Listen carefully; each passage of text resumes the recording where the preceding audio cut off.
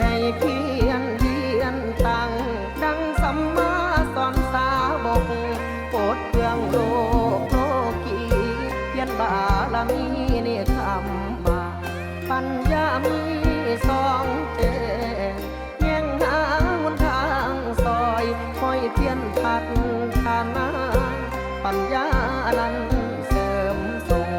วิริยะความเพียรมันบ่ไหววันต่ออุปสรรคอดทนต่อสิ่งทุกอย่างขันตินั้นเป็นทรงกาว่าจะสำคัญอ้างให้รักษามันแกนตั้งสัจจะบอก